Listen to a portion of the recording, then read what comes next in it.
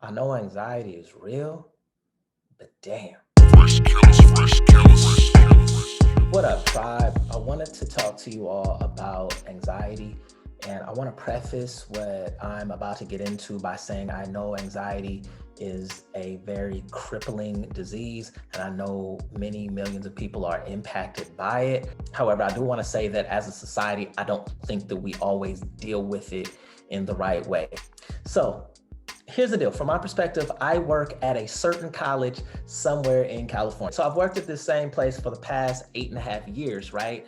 And in these past 8.5 years, I have witnessed diagnosis of anxiety skyrocket, right? They have to have quadrupled, quintupled, and they continue to rise every single semester. So what happens is when someone is diagnosed with anxiety, they have a sheet and they have certain accommodations that they give to their instructors, like which would be me. In the past, it's been this student may need extra time on research papers or extra time on homework. That's fine. This student may need to take tests in a controlled environment in which it is absolutely quiet and away from other people. Fine. What I have noticed post-pandemic is that accommodations are citing things that I don't necessarily agree with. Let me explain.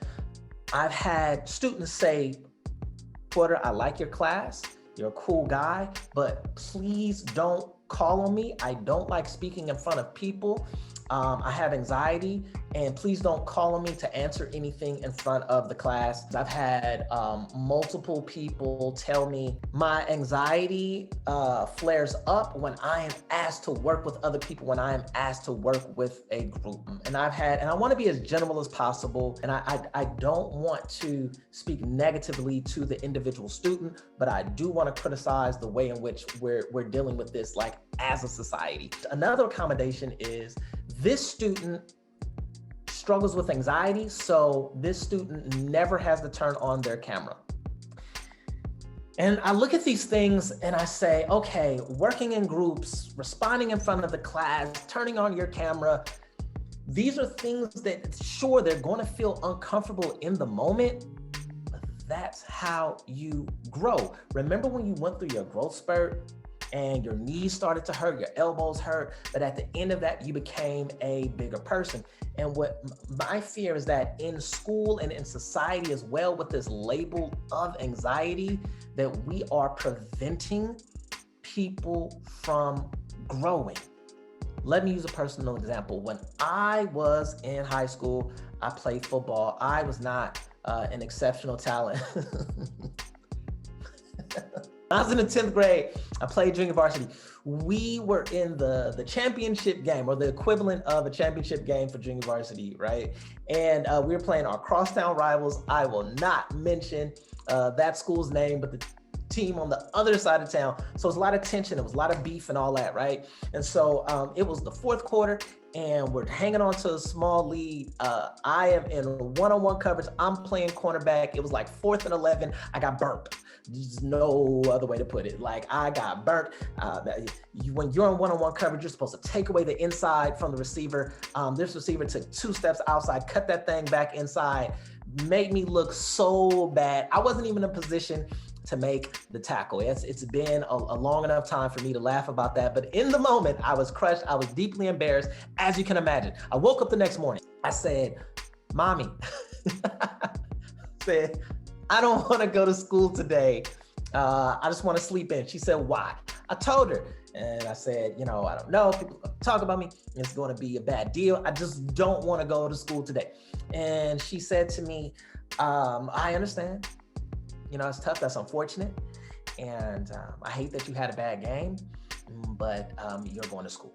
So, of course, I was mad, man. I was pouting. I was in a car. I felt a deep amount of anxiety, just stomach churning, just sweating, and just all the things. She dropped me off in front of the school. My homeboys was there waiting on me. Did they get on me? Yes, they get on me. Did they roast me? Yeah, they roasted me a little bit. I said some things about them as well. But guess what? By lunchtime, it was over. We were on to the next topic.